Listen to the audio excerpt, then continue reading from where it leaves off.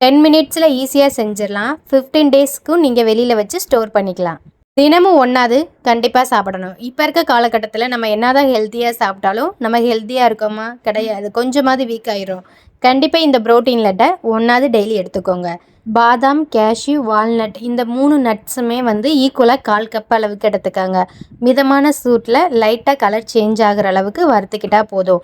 சீட்ஸையும் நட்ஸையும் தனித்தனியாக ஃப்ரை பண்ணுங்கள். அப்போ தான் ஈவனாக வறுபடும். 1/4 கப் அளவுக்கு வெள்ளரி விதை, 1/4 கப்பு பூசணி விதை, 1/4 கப் அளவுக்கு சியா சீட் சேர்த்து எள்ளு மாதிரி லைட்டாக வெடிக்க ஆரம்பிக்கும் போது எடுத்து வச்சுருங்க. 3/4 கப் அளவுக்கு நிலக்கடலை, 1/4 கப் அளவுக்கு பொரிகளில் 2 ஏலக்காய் சேர்த்து இதையும் நல்லா ஃப்ரை பண்ணிவிட்டு ஒரு பிளேட்டுக்கு சேஞ்ச் பண்ணிடுங்க. எல்லாமே கம்ப்ளீட்டாக கூல் டவுன் ஆகணும். கூல் டவுன் ஆனதுக்கப்புறம் மிக்ஸி ஜாரில் சேர்த்து லைட்டாக கொரகொரப்பாக அடிச்சுக்கோங்க. அது கூடவே 3/4 கப் அளவுக்கு நாட்டு சர்க்கரை சேர்த்துக்கிறேன். 2 கப் அளவுக்கு நட்ஸும் சீட்ஸும் இருந்துச்சுன்னா 3/4 கப் அளவுக்கு நாட்டு சர்க்கரை சேர்த்துக்கிட்டிங்கன்னா சுகர் கரெக்டாக இருக்கும். மிக்சியில் நல்லா கிரைண்ட் பண்ணதுக்கப்புறம் ஒரு பிளேட்டில் மாற்றி கட்டி இல்லாமல் நல்லா உதுத்து விட்டுக்கோங்க. மிக்சியில் அடித்த சூட்டோடையே கையில் எடுத்து உருண்டை பிடிக்க வந்தீங்கன்னா நல்லா கெட்டியாக உருண்டை பிடிக்க வந்துடும். இதுக்கு தனியாக நெய் இந்த மாதிரி எதுவுமே சேர்க்கணுன்னு அவசியம் கிடையாது. எல்லா மாவையுமே இந்த மாதிரி உருண்டை பிடிச்சி வச்சுருங்க.